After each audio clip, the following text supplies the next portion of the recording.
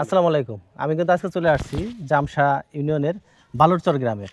এই গ্রামের প্রবাসী দুই ভাই, আনোয়ার ভাই এবং আমিনুর ভাই, দুই ভাই কিন্তু দক্ষিণ আফ্রিকায় থাকে। দুই ভাই মিলে একটি বাড়ি করেছে। এত সুন্দর বাড়িটা তো দেখাবো আপনাদেরকে। আসেন, ভিতরে আসেন। নজর কাড়া দৃষ্টিনন্দন একটি বাড়ি, দেখলে মনে হবে এটি যেন ইউরোপ অথবা আমেরিকার কোনো বাড়ি। বাড়িটি এরই মধ্যে ইউরোপিয়ান বাড়ি হিসেবে পরিচিতি লাভ করেছে। আমার সাথে আছে আমার ফুকন ভাই। এটা হচ্ছে ভিতরে যাই। এটা হচ্ছে আমাদের আমিনুর ভাই। উনি আমিনুর এবং কি ছোটো ভাইয়ের নাম হচ্ছে আমিনুল। ওনারা দুনো ভাই কিন্তু সাউথ আফ্রিকা থাকেন। বাড়িতে ঢুকতেই আপনার নজর কাড়বে ইউরোপিয়ান স্টাইলের সেগুন কাঠের দুপাল্লার একটি দরজা। দুনো ভাই এখনো যৌথ, তাই না? হ্যাঁ, দুনো ভাই এখনো যৌথ। ভিতরে ঢুকে দেখাবো। একটু ভিতরের দিকে যাচ্ছি। তিনতলা এই বাড়িটিতে ঢুকতেই প্রথমেই কিন্তু বসার ব্যবস্থা আছে। এরপরে মাঝামাঝিতে ফাঁকা রাখা হয়েছে দোতলা পর্যন্ত। আমরা দোতলায় চলে যাবো। আসেন। প্রবাসীর এই বাড়িতে নিচতলা এবং দ্বিতীয় তলায় 4টি করে বেডরুম এবং 2টি করে বাথরুম রয়েছে। আমরা দ্বিতীয় তলায় চলে আসলাম। দ্বিতীয় তলা থেকে কিন্তু নিচের পরিবেশটা সুন্দর দেখা যায়, মাঝামাঝিতে কিন্তু ফাঁকা রয়েছে।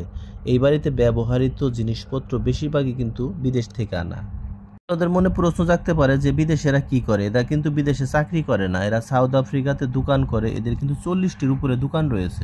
কিন্তু আমি চলে যাব দ্বিতীয় তলার বেলকনিতে। বেলকনি থেকে বাইরের দৃশ্যটা খুব সুন্দর দেখা যায়, সামনে সবুজ গাছপালা এবং ধানের ক্ষেত। এরপরে আমরা চলে যাব তৃতীয় তলায়। তৃতীয় তলায় কি আছে আপনাদেরকে দেখানোর চেষ্টা করব। সিঁড়ি দিয়ে উঠে যাব। এই সিঁড়িগুলোতে ব্যবহার করা হয়েছে অত্যাধুনিক মার্বেল পাথরের টাইলস।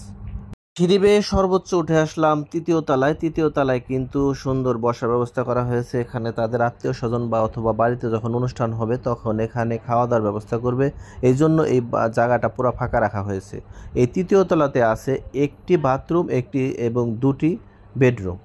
প্রবাসীর এই বাড়িতে ছাদে যাওয়ার ব্যবস্থাও কিন্তু আছে। আমি এবার ছাদে চলে যাব। ছাদে থেকে আপনাদের দেখাবো বাইরের ভিউটা কেমন দেখা যায়।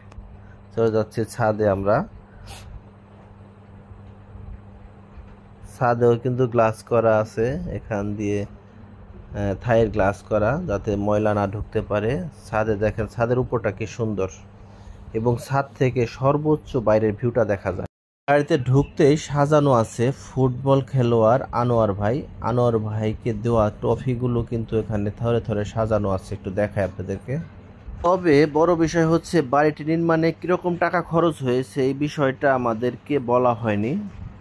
তারা মূলত এই বিষয়টা প্রকাশ করতে চাচ্ছে না। প্রবাসী আনোয়ার ভাই এবং আমিনুল ভাইকে অনেক অনেক ধন্যবাদ জানিয়ে এখানে শেষ করব।